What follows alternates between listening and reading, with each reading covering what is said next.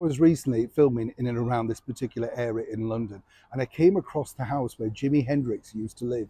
What a superstar Jimi Hendrix was. He was of a time, wasn't he? And I've often wondered with people like that, I don't know about you, where they would fit in today's society had they been lucky enough to still be with us. Would they have sort of, transcended and carried on? Would they now be considered a rock god? Or is it people that sadly passed away way too early, like Elvis, that, become in the annals of time just superstars, a little bit like Marilyn Monroe, Amy Winehouse, people like that? How would they have surfaced in today's society?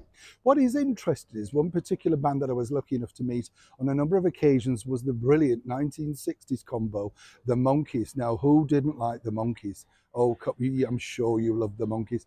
I used to love their red tunic jackets. Do you remember those in the sort of trailer at the beginning and the titles and stuff? I just thought that was the epitome of cool. Obviously I didn't see it the first time around, despite him looking like this. But there were reruns, weren't they, in the 70s and 80s, and that's what you watched as a kid. Saturday mornings, I think they put them on. And the thing about the Monkees was, it really was ageless, because it was just blokes fooling around and being daft in dens, wasn't it? Now, Mickey DeLenz told me this particular story. I wanted to share it with you because when they came over to London to do a big tour, and you've got to remember just how big the Monkees were. They were rivaling the likes of the Beatles at that time, superstars, all thanks to mega hits like Last Train to Clarksville and Daydream Believer. Still cracking songs today. Do you still listen? I know, I just think they're brilliant. But Mickey DeLenz told me this, that, one of their support acts was none other than the legendary Jimi Hendrix. That's right. And apparently Jimmy was that bad on this particular occasion. He got booed off.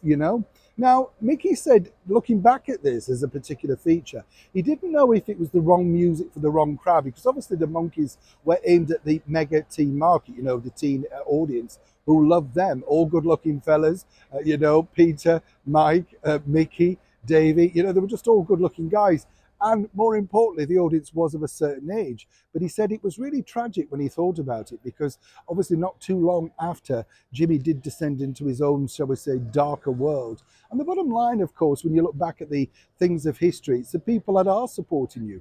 I remember talking to a brilliant entertainer, Des O'Connor, who was on the very final UK tour of Buddy Holly. And Buddy had so much more, as he said, to give, and was playing him brand new songs in the dressing room of the cinema in Elephant and Castle in South London. And he said, you don't forget memories like that.